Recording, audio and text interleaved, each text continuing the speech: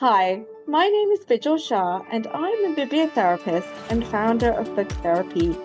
I'm also the author of Bibliotherapy, The Healing Power of Reading. I curate book prescriptions and provide online training in bibliotherapy. More details of this can be found on my website, www.booktherapy.io.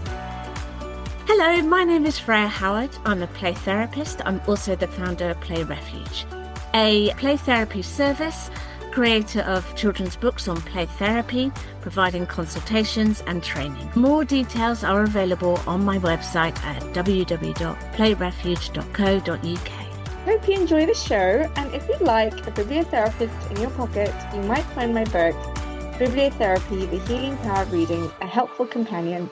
It's available at any bookstore that you shop at. And don't forget to subscribe where you listen to your podcasts and get new episodes as they're released. Thank you for listening. Welcome back to Pages and Play, the power of bibliotherapy and play therapy on young minds. On today's episode, we are going to talk about one of the most valuable things that both books and plays do exceptionally well: bringing key platforms for identification, representation, diversity, and inclusion. Thanks, Freya. I'm so excited to share this episode. Let's start with play, Freya. Do you want to talk about how play serves as an excellent platform for this? Yeah. So play naturally helps young minds by encouraging curiosity and openness. And through playful exploration, such as trying out new activities, meeting new people, learning on a hands-on, we nurture that growth. So early forms of play are instrumental in kind of building this empathy. For example, neuroscientists at Cardiff University, they conducted a multi-year study which examined the effects of playing with dolls. And this research revealed that children discussing others' thoughts and emotions more frequently when they were engaging in this doll play than they would, say, compared to tablet-based games. And role play enables us to explore and experiment with these different roles in a kind of playful manner as well. And it's a key part in the identification formulation, as well as that empathy development. Empathy is crucial in terms of facilitating that successful integration that you see later on. And it helps children to navigate cultural differences and decrease stress related to change and forming those relationships. And in addition, it helps break down those social barriers and encourages enjoyable perspective taking. Engage in that play, have fun with languages, with music, events, activities that broadens their world and their outlook. And acknowledging those individual differences helps build a community that sees diversity as a strength and encourages our children to do the same thing. Books serve a lifelong gateway into understanding and connecting with different identities and forms of diversity, a topic which would you like to talk a little bit further about? Yes, absolutely. I think bringing in books and play are wonderful ways to show children what diversity and inclusion represent. So thank you, Freya. I'd love to share, and I'd love our viewers to perhaps see it like this. And I always bring it back to this methodology that I use in my own bibliotherapy sessions, which is all about identification. That initial identification piece is the first stage in any bibliotherapy process. And identification shows us that I'm not alone, that I belong. Representation tells us that people like me matter. And then diversity signals that others live differently, and that it's very valid to be who you are, to be yourself. And then finally, inclusion brings it all together and shows us that we can belong together. It's not necessarily just about fitting in, but it is about belonging. And books bring all of these elements together. They let us enter others' minds while staying safely ourselves. As I said, it's not about fitting in, it's about belonging. And here's how each piece works. So I mentioned identification as being the first stage in any bibliotherapy process. And the experience of identification is really about seeing parts of yourself in a character. So it's that initial recognition or resonance that we feel. And I often call it, to quote Caroline Schroeds, a pioneering bibliotherapist, the shock of recognition. And this is where a reader suddenly recognizes familiar thoughts, behaviors, fears, or hopes in a character really representing their own, and leads to this internal monologue that lets us witness how a character is reasoning or coping, allowing us to connect with that part of the character because it really resonates with us. And then also identifying and seeing the character struggles helps us feel less isolated. And all of a sudden, it brings about this shared human experience. So this leads to a reduction in shame and also helps increase our own self-awareness and self-understanding. Identification can also happen through that moment when we're really focused, or shall I say, hyper-focused on a story or narrative because it's really resonating with us, or we have a sense of overwhelm or what I call sensory overload because, again, something is really resonating with us inside. And other times we may feel anxious because we're connecting with a feeling that's being experienced by the character of anxiety that is really resonating with us as well. Or we can really empathize with the character in terms of maybe the character feels really othered and we have ourselves experienced that feeling of otherness. So that's that initial recognition piece. But of course, as we see the character's arc through the story and perhaps the character transforming or surviving or growing, we also feel that sense of hope and that sense of possibility for ourselves to also have this positive, happy ending or a positive experience. Representation is not only about showcasing the stories of people similar to us, but it's also about illustrating who gets to exist on the page. And that should be representative of the full spectrum of people that out there. For example, are there LGBTQ plus characters? Are there disabled or neurodivergent characters in the story? Are different races and cultures and body types and ages being shown? Seeing people like this or like ourselves being represented sends a really powerful message that we belong in these stories, that our lives are narratively important. And good representation, given that it shows the full spectrum of characters out there, shows us that we are allowed to live our full lives, our best lives. And diversity refers to the range of perspectives that are included. So the way books show this is that they represent the different ways that families work, the different moral systems, the different communication styles, the different relationships to community or authority. So by reading about these different characters in the books or the different narratives, readers are exposed to a variety of experiences that help to build their empathy as well as their flexibility in thinking, embracing others, embracing themselves. It helps readers really understand that there are many valid ways to be human in all our messiness. And then, of course, we've got inclusion, where it's not just about characters being shown on the page or being validated, it's also about welcoming them, valuing them. And these narratives allow and give marginalized characters agency. They show that communities adapt to people. So readers learn what belonging can look like. And why is fiction and narrative nonfiction uniquely good at this? Research shows that not only do stories, particularly fiction, increase empathy, reduce prejudice, help people rehearse emotional coping, and improve understanding of mental states and theory of mind, or what I call being able to see things from another person's perspective. And narrative nonfiction is really similar to fiction. So the memoir, for example, memoir and novel, I always say, are two very similar narrative formats because they're very character driven and you are emotionally involved.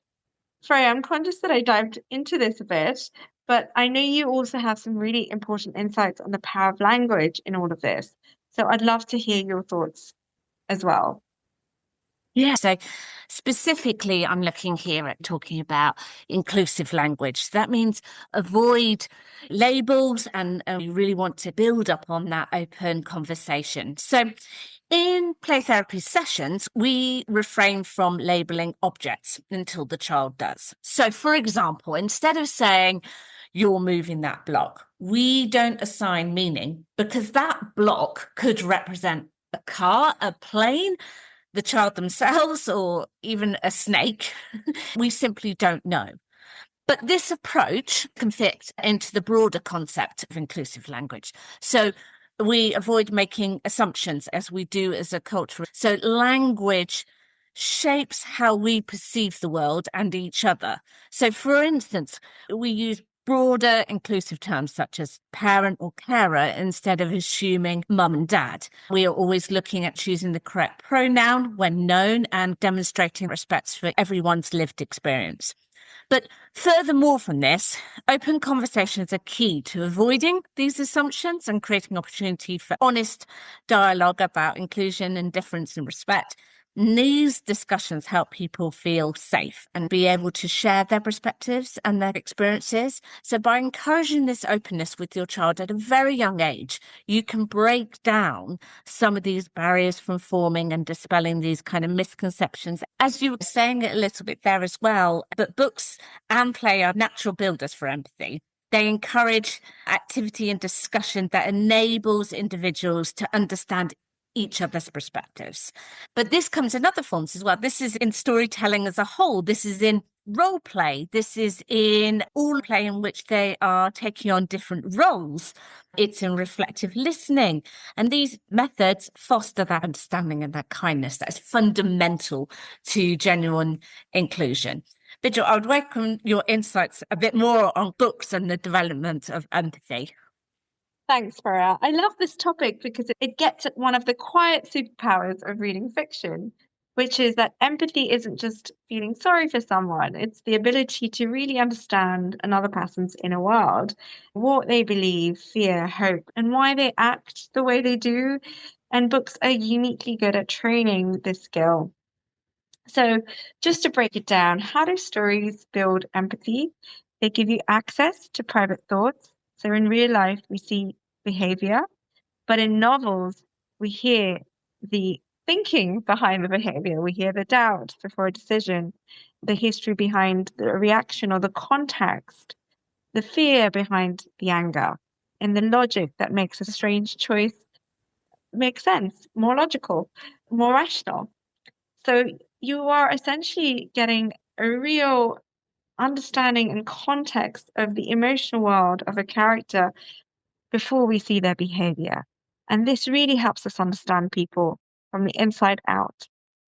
In addition, books give you the space to slow down. Real conversations and interactions happen really quickly, and we are then left with making these really superficial snap judgments. Whereas reading forces you to almost focus and sit with all the complexity, all the cognitive dissonance. You may dislike a character, but still understand them and therefore have more empathy towards them. And that ability to hold the discomfort while staying curious, while staying open, while welcoming all this transparency is essentially empathy in action. And that's why reading is so powerful and different from daily interactions that we have.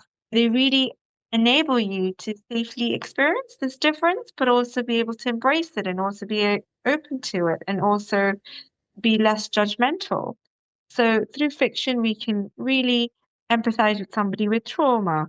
We can understand somebody who's neurodivergent.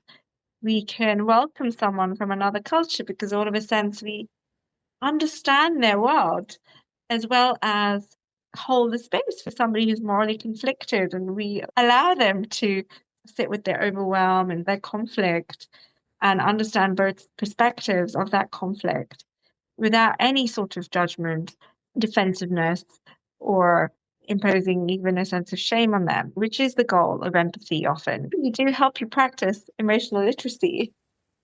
Vigil, when you were saying that, it just popped up into my head. My middle child said to me, books are so amazing. They're like magic because you just step into somebody else's brain. And I just thought that is exactly what it is. And when you were talking beforehand about going in depth and the history behind why they did something or a fear behind the anger, all those things that you get from reading. And you mentioned a book last episode about the poet X. And I was like, oh, I haven't read that.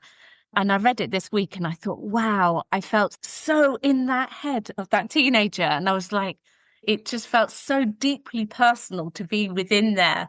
I feel like sometimes you feel even more emotionally intimately connected with a character, with a narrative, than you do with your very close friends or family members. And I think this is the power of books, and they're like the ultimate acts of transparency. We've got the characters naming their feelings, you can see them wrestling with them, we can see them misunderstanding them often, but at the same time we're being educated.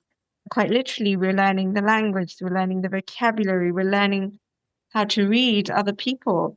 And that's the wonderful space that books offer, this rehearsal space to experience and immerse ourselves in acts of apologies and understanding forgiveness and offering forgiveness and setting boundaries and respecting other people's boundaries and seeing vulnerability showcased and understanding how to repair after we've been exposed to conflict.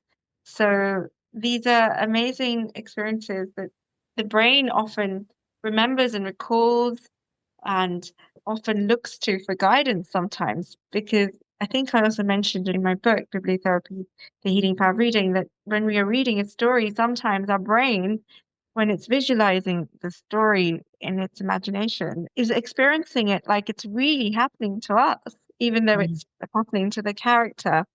This was illustrated by fMRI scans. The people under experiment were asked to sit in fMRI scans, and the same parts of the brain would highlight as though they were experiencing the story themselves, as the character was. Like mirror neurons firing off at each other. Yeah, exactly. This sort Wow. of virtual experience that is actually the brain is thinking it's real. So it's so powerful when we're reading books, the level of emotional education and emotional literacy that we're picking up.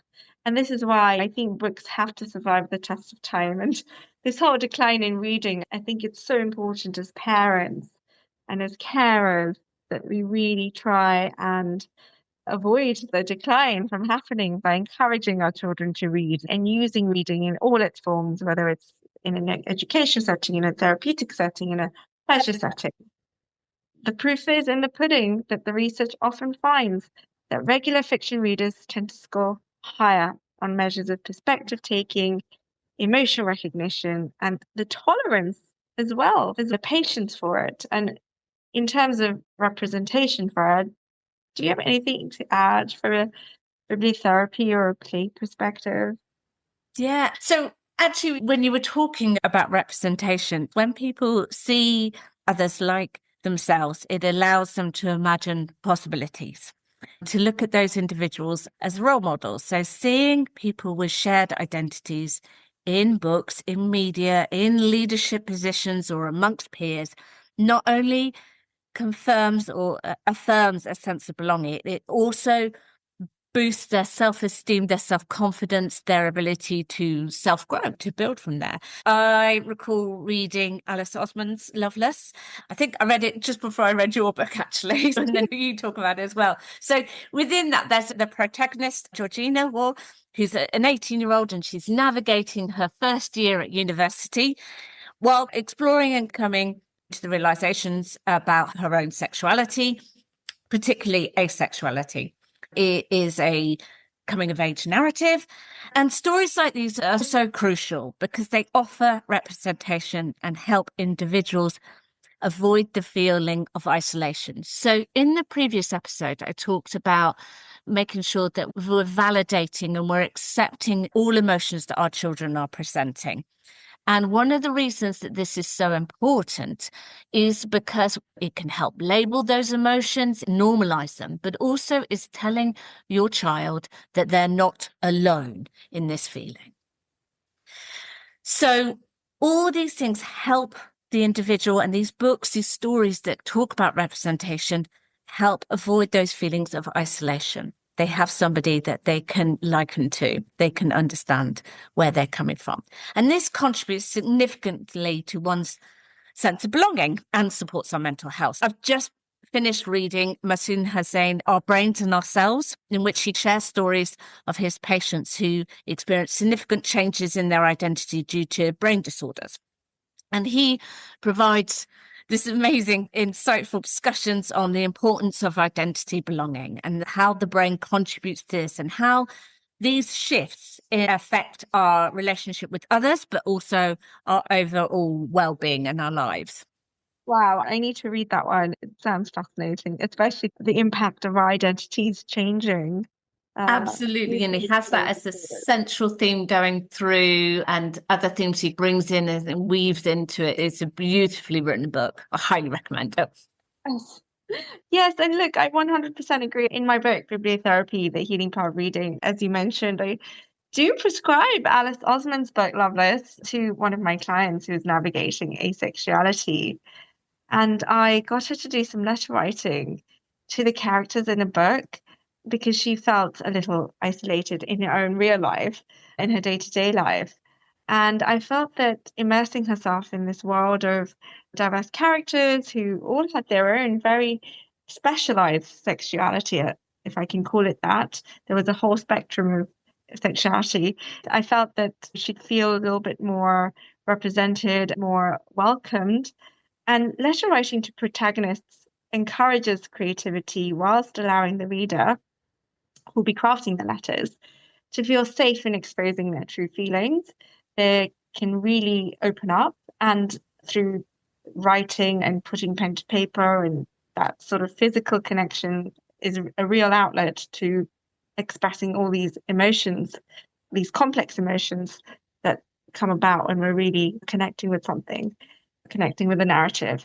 And the reader can then cross this threshold into imaginative thinking to prepare a response to the character that feels natural, organic, and really establish this sense of relationship, sense of connection with the characters. And it also expands their own capacity to hold on to and shift between different perspectives by writing a letter to the protagonist and then writing a response to themselves as if from the protagonist, which I often use in bibliotherapy. It's a really useful tool because we're allowing the reader to externalize their own issues or thoughts and look back at themselves through the eyes of the protagonist, whilst also writing parts of themselves and embracing their own identity. So it's that self-validation, but also ability to see things from the perspective of others, which then offers new ways of looking at the situation or looking at the issue, leading to more creative thinking and a better approach to problem solving. And this, of course, also enhances their own self-awareness and self-compassion and healing.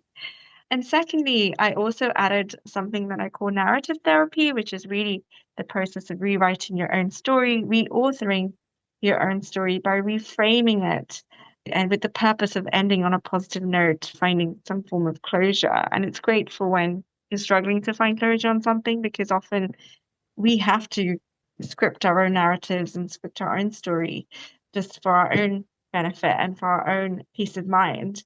So I would really recommend adding a narrative therapy to any issues that you're struggling to find closure on or you're just struggling with.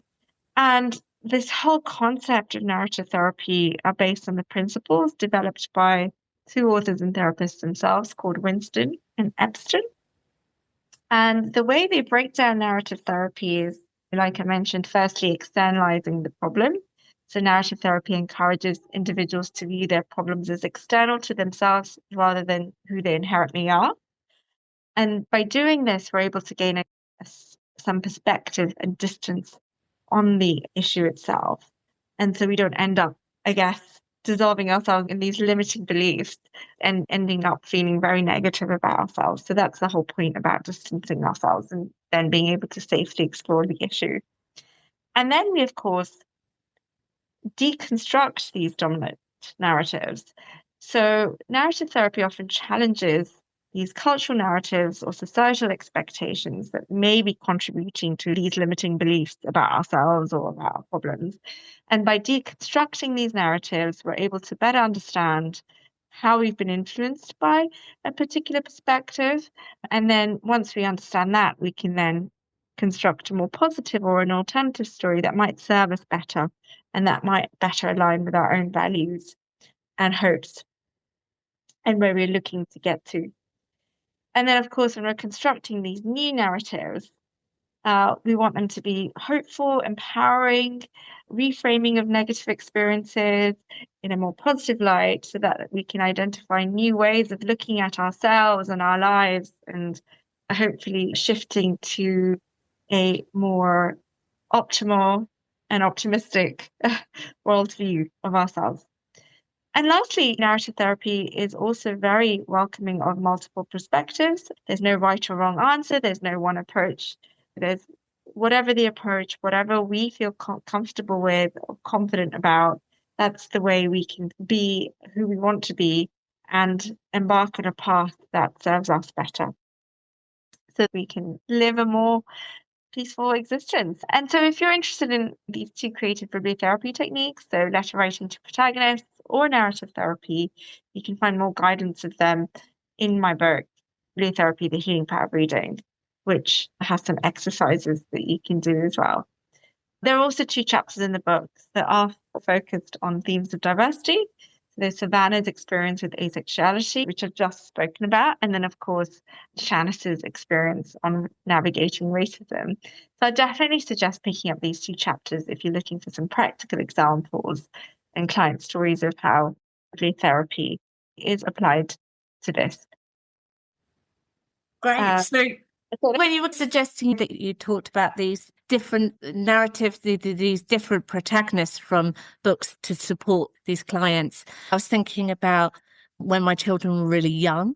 And there are so many books now out there for children and for teenagers to identify with and have that sense of belonging with. And so I just wanted to take a pause here and just talk about my favorite place in the world, which is a library. So and bookstores, of course. And so I just thought it would be quite a good point here to make full use of your libraries, especially with your children, because it is a palace in terms of getting all of these different narratives, these different perspectives. So one of the things I would really recommend is go with a very big bag and your library card and some arm muscles and let your child pick what books they are drawn to. It doesn't matter if it's a French book about fossils and you don't speak any French. That doesn't matter.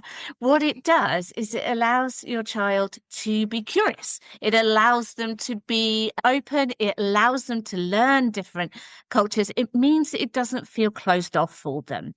And then literature becomes an engaging and welcoming place for them that they know to take solace in. They know that they will find something there, and they'll find books that you didn't know existed. They will find them. But also libraries are a fantastic place in terms of community as well. So it's a really good place for a child to see difference, to see different people coming for a whole host of reasons, and to feel part of that community. They do so much. So please do take advantage of your libraries. So I wanted to talk a little bit here about a child that uses her curiosity and her narratives to support her. As in all of the episodes, this is a fictional character with some slight changes, but the therapeutic journey is real. So this time we're going to be talking about Kaya Clark from Where the Crawdads Sing, coming to play therapy. So Kaya Clark was 6 years old when her mother left her and her siblings. She lives in marshland in America. They have limited resources. Kaya does not go to school. She tried school, but it wasn't for her. So she is at home for all of the time. It's been about a year since Kaya's mum has left. And quite often, Kaya doesn't know where her dad is. She has heard that her mum might have gone away and had a new family, that there might be a new baby in her mother's life. So when Kaya first starts play therapy, she needs time to build up that trust. So there is a lot of observing. She'll spend a lot of time sitting and looking at all of the objects around the room. Then tentatively, she will start to look at me to gauge who I am and what the expectations are of these sessions. After about week 7, she starts to be a little bit more curious about the toys in the room and the objects around. She picks up some dolls, some baby dolls in the corner. She then proceeds to quietly talk to the dolls in the corner. As I'm sitting with her, I am hearing occasional words that the baby needs to be clean. And I can see that for Kaya, it's really important that these babies have their needs met. She's making sure that they have their milk. She's making sure that they are clean. She's making sure that they are hugged and loved for. She then proceeds to put the baby down and say that they have become dirty and they need to go over to the other side of the room. She picks up the other baby and calls it beautiful and stays close with that baby.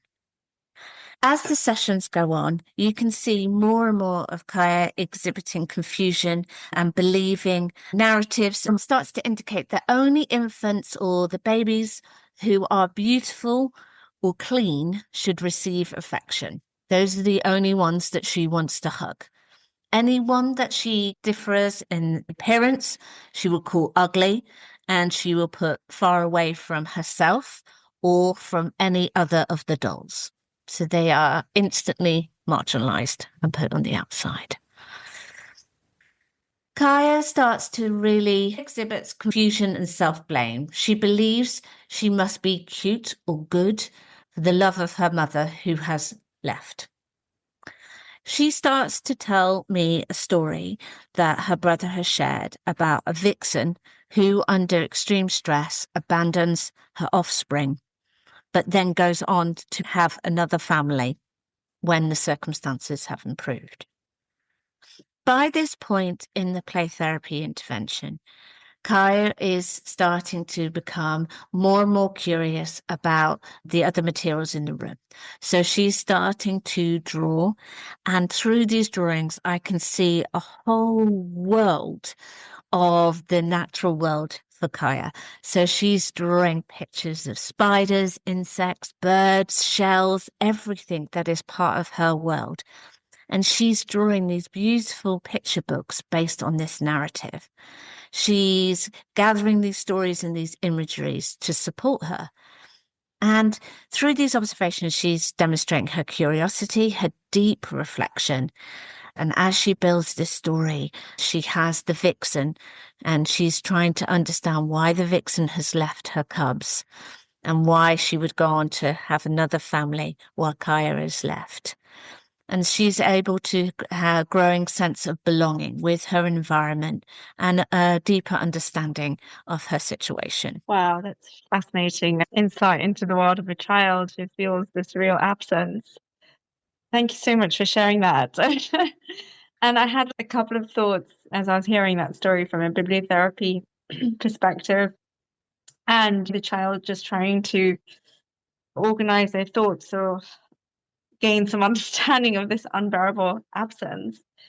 And she's probably got some questions in her head. Why me? What was wrong with me? How do I become the one who is chosen? She may not be verbalizing these thoughts, but certainly there's a sense of it.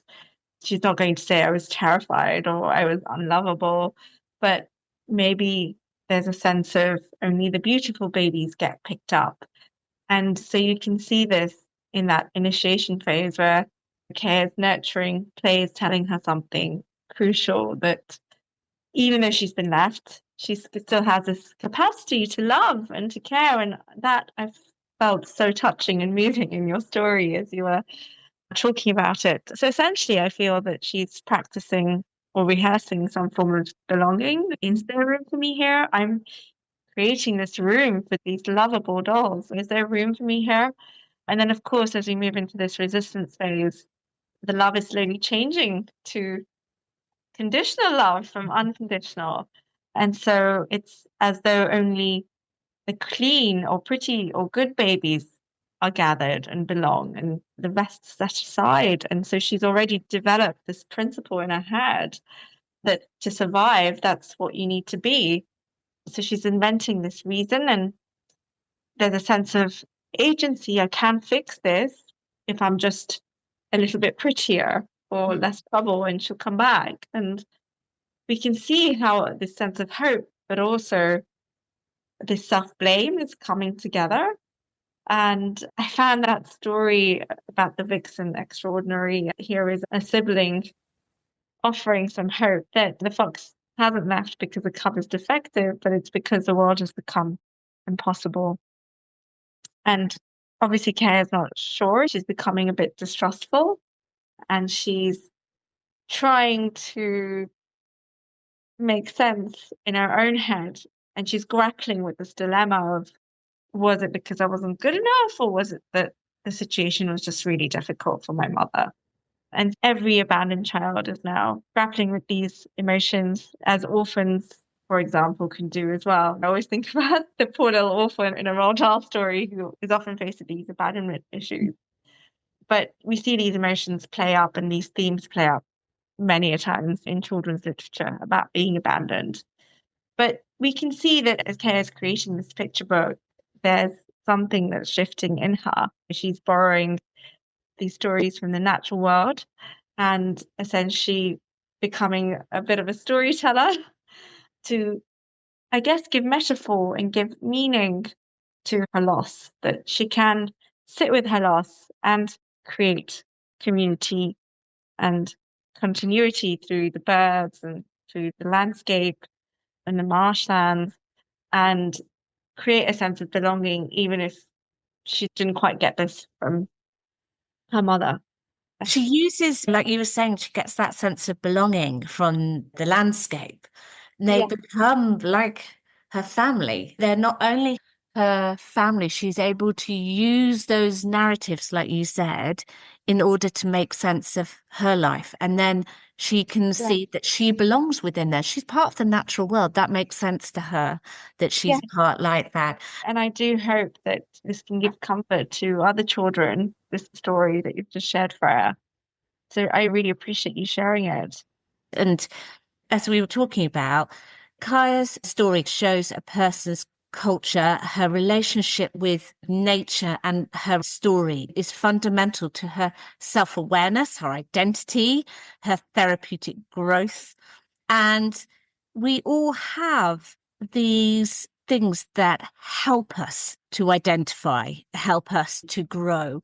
And part of all of our journeys is finding those things that resonate with us. So creating stories and narratives and characters in our own head really help a child reauthor their own story, and they can experiment in their own writing and creation. They can test alliances, they can borrow each other's symbols, they can slowly build this thesis of a shared peer culture. So in a sense, from a co-authoring a world, it really does create a place of belonging and a sense of belonging for a child. In essence, just echoing what you said, Freya, it's fundamental to how community is made. The play prompt I'm going to suggest for this episode is following their lead. Being curious in the play. Try avoid labeling. Let them decide. They're going to use toys to represent different roles, different characters for whatever they need in that moment. So it may be that they need to play out being a buzzy bee when they're 3, and then they have to play out going to school when they're 5, or they may be playing out how to make slime on a video, and they want you to like and subscribe at the end when they're 11. Really looking at the toys available and thinking about what those toys are doing in terms of gender stereotyping. If you can try and make sure to have a real range within your toy box, that's so great in terms of what your child is going to be seeing and being able to explore. For this episode, I have some book recommendations for adults. I would really recommend Rasmus Mencken, My Grandmother's Hands, one of my absolute go-to books. So good. It looks at racial trauma. It provides practical guidance. It's just a beautiful read, theory and social criticism. It's an all-in-one, and it can help someone's trauma to be seen and a family through that history. And it gives the beginnings of a pathway to healing. But I also use practical guidance part of it as standalone work. In terms of looking at things like understanding gender and sexual development, it's invaluable to provide reassurance and normalizing these experiences. I really recommend the Walker book series authored by Robbie Harris, which includes titles such as Let's Talk About Where Babies Come From. These books cover our whole range of topics in terms of sexual health, bodies, families, puberty, the overall sexual development in an open and accessible manner. But if you wanted to go into more specifics, I was reading Elliot Page's memoirs, Pageboy, and this book really felt like someone sitting down and talking to me. It was explaining their world and a big part of his journey with their gender and sexuality. And so sourcing these works opens many doors in terms of your child's development, but also can help them to feel less isolated, like Vigil was explaining with the story of using Loveless with her client. And it also helps build their empathy, and that greatly benefits their life and their place within the wider world. For children, in terms of books, the list is so long. So I am actually going to give you where to find these books. So individuals that I trust, such as Vigil. So I would go to Vigil and ask, or look on her website. But also Vigil recommended to me the Oregon Post-Adoption Resource Center online, which is amazing. It's so detailed. Great selection of recommendations. Oh, it's just amazing. So thank you very much for that. And I would also go to places like We Need Diverse Books. Instagram has My Story book library, and I have some information as well on my website. Thanks, Freya. Those are some great tips. But no, I concur that Rasmus Mecklen's book to Freya on navigating racialized trauma is a great book to read. And also, for some similar book recommendations from a cultural and diversity perspective, do check out all the free reading lists on my website, www.booktherapy.io. There's a whole A to Z of reading list. I'll put a link to this in the show notes so that you can check this out as well, alongside all the other very helpful resources that Freya suggested. Like we mentioned, there's such a long list of really wonderful books out there. That's definitely one place where you're going to find belonging in all these stories. Do check them out when you get a moment for your child or for yourself. I do hope that parents find them helpful, and do share them with your children as well. I'd just like to end by saying that play and reading create new worlds for us, offering a safe haven to help us grow and make sense of the world, even when life feels overwhelming. So I hope you enjoyed this episode of Pages and Play. As always, all links mentioned here are in the show notes. And if you enjoyed this episode, please do share it with your friends and family. It really helps spread the word. And don't forget to subscribe too. If you'd like to listen to previous episodes, you can also just search for the podcast wherever you listen to podcasts. Thank you so much. And until next time, happy playing and happy reading. Thank you for listening. I hope you enjoyed the show. And if you'd like to sign up to our online bibliotherapy courses or try a personalized book prescription or a bibliotherapy session, you can do so by following the links in the show notes. And as always, we love hearing from listeners. So if you want to get in touch, share any book recommendations or thoughts on bibliotherapy and play therapy, please do so at vigil@bookstherapy.io and freya@playrefuge.co.uk. Thank you so much for listening.